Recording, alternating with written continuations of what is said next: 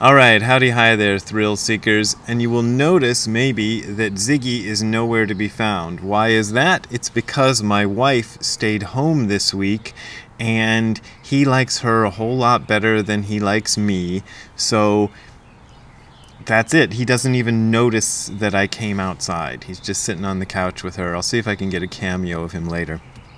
So there's a couple of things I wanted to tell you about virtual events that I'm doing. The first one is at Banyan Books, and that takes place on Saturday, June 11th at 11 a.m. Pacific time, which I guess is 12 p.m. What is it called? Mountain Time, 1 p.m. Central Time, 2 p.m. Eastern Time, all for the United States. And you get to it by going to banyan.com. That's within, not banyan like the tree, but banyan, banyen.com/events. And then the next one is the following Saturday, June 18th at 11:30 a.m. Pacific time, which is, what, 12:30 p.m., what's it called, Mountain Time, 1:30 p.m. Central Time, 2:30 p.m. What's it called, Eastern Time. That's at East West Books, and you get there by going, and here's a really long URL, eastwestbooks.org/events/other-side-nothing-18 June 22, Jun 22. I'll put that on the screen. Hopefully you'll be able to copy that down, and I'll promote them more as they become closer. Hey, I forgot to mention that the song today is called Picture Warning. Somebody asked me if I would play Warning by Green Day, which is actually a ripoff of the song Picture Book by the Kinks. So what I did is I mashed them up together. The first part of it was Picture Book by the Kinks, and the second part was Warning by Green Day. So that's what that was. Now back to me. Okay, so once again, I'm going to promote this book to you. Remember, buy my book, my new book, The Other Side of Nothing, and make it a million seller. But this also is a very good book called To You, which I've been reading, and it is quotations from Kodo Sawaki Roshi, who was Gudo Nishijima Roshi's teacher, one of Gudo Nishijima Roshi's teachers, and a very important Zen guy from the 20th century. I don't know when he was born, but he died in 1965, Japanese Zen master. And I was reading some stuff from chapter 31 last night, which is called To You Who Say That Buddhism Doesn't Have Anything to Do with You. These quotes were written down by Kosho Uchiyama Roshi, who was Sawaki Roshi's student, and they were placed in order with headings by somebody else. I've forgotten who the person is, by some monk who was studying with Uchiyama Roshi. So he's the guy that made the little, what do you call it, chapter headings. So let me read a few of these to you, and I'd like to comment on them because I think they're interesting. In prison, the prisoners puff themselves up in front of the guards and say, "Take a good look at yourselves. Without us, you wouldn't have anything to eat." That's exactly how it is with us ordinary people. Because we exist, the Buddhas exist. Without us ordinary people, the Buddhas would have been out of work long ago. In this sense, ordinary people and Buddhas aren't separate beings, but stand in interrelation to each other, which everything stands in interrelation to everything else, and that's part of the Buddhist way. I've been talking a lot here about the Advaita tradition, which I admire, and about Nisargadatta Maharaj, who I think is one of the best expounders of that tradition. And Nisargadatta Maharaj seems to me like a person who, without knowing about, I assume he didn't know about the Bodhisattva vow because it's part of Buddhism, and there's no evidence that Nisargadatta Maharaj studied Buddhism.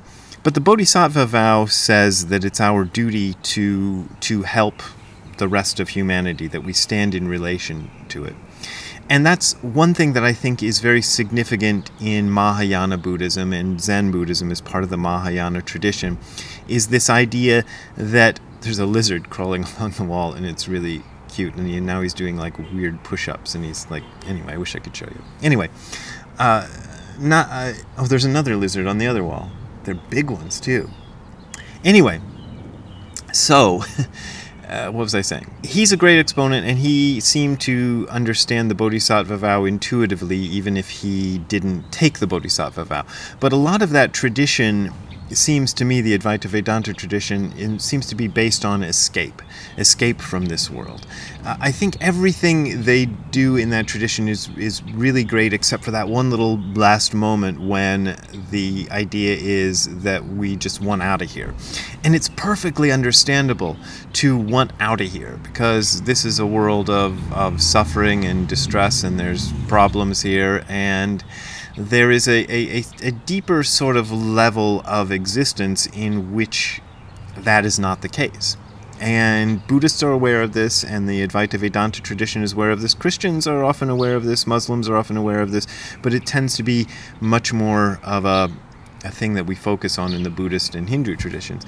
But the Buddhist tradition, the later Buddhist tradition, the Mahayana Buddhist tradition, takes it that we stay here with everybody else. And that's what this chapter is about, and so I want to continue reading some more of it. A bodhisattva is someone who awakens suffering beings. He's an ordinary person, he or she. Of course, in Japanese there wouldn't be a gendered pronoun, but in English we have to make a choice here. Anyway, he's an ordinary person who has what Buddha's aiming at clearly and decidedly in sight. So the bodhisattva understands what Buddha is aiming at. They're not off in that place, but the aim is there. A bodhisattva is an ordinary person seeking the way. That's another nice quote. Being a bodhisattva means daring to go astray in the midst of awakening. That's what he's talking. Going astray in the midst of awakening is being with suffering beings. Don't say, I'm awakened. The ordinary people should see for themselves how to get out of their illusion. It is because in bodhisattva practice we dare to go astray together with the ordinary people that this practice is of immeasurable length and unlimited breadth. And that's what I think is really special about the bodhisattva practice, is it is staying here among the suffering, not escaping it. Awakening mind means saving the others before I save myself. That means I mustn't be the least bit different from all the other suffering beings. When you talk about Buddha, you're thinking of something far away that's got nothing to do with you, and that's why you're only running around in circles. These are things I got to remind myself of a lot. It's not about escape. It's about this land we're in right now. If Buddha were just Buddha for himself somewhere over there, then that wouldn't have anything to do with being a Buddha. Buddha is a Buddha precisely because he stands in relation to suffering beings. Here's another nice quote. Ordinary people are dragged around by their karmic conditioning. Looking at the world from the standpoint of their conditioned feelings and getting on each other's nerves, they continue being dragged from one life to the next, from one world to the next. That is what is called transmigration. That's why there isn't anything else left to do besides right now in the midst of this karmic conditioning, freeing ourselves from this karma. When we remove for a moment the spectacles of our conditioned feelings, we recognize what Shakyamuni Buddha said upon his awakening. The great earth and all its living beings attain the way in this very moment. Mountains and rivers, grasses and trees are without exception Buddha nature. That means that, in Shakyamuni's eyes, not a single one of us is in illusion. We, all suffering beings, are the ones who insist so stubbornly on our illusions. Shakyamuni's compassion and the Buddha's teaching consist in awakening us to this fact. So there is no illusion. But there is. So we got to kind of deal with that contradiction, that this illusory life isn't illusory at all. But seeing through that is difficult, and that is what the Bodhisattva is supposed to help us do by being right there with us, by not escaping from it, by not trying to be somewhere else, by not trying to go over there where everything's great, but staying here, but with a different attitude towards what here is. And now here's the real mystical quote among all these, and I love this, and I'll see what I can say about this, but I read it a couple of times to myself and going, I don't know what I'll say about that. But let's see what I say about that. In the lifespan of the Tathagata chapter of the Lotus Sutra, it's written, "Since I have reached Buddhahood, uncountable millions and billions of eons have passed." Eons is probably a translation of kalpa, and kalpa is an incredibly long time. I think a kalpa is reckoned to be if there's a mountain 100 miles high and a butterfly comes by and lightly rubs its wings on it every 100 years. Kalpa is how long it takes for that mountain to wear down completely. So that's a kalpa. That's what he's talking about. Uncountable millions and billions of kalpas have passed. That's a long time.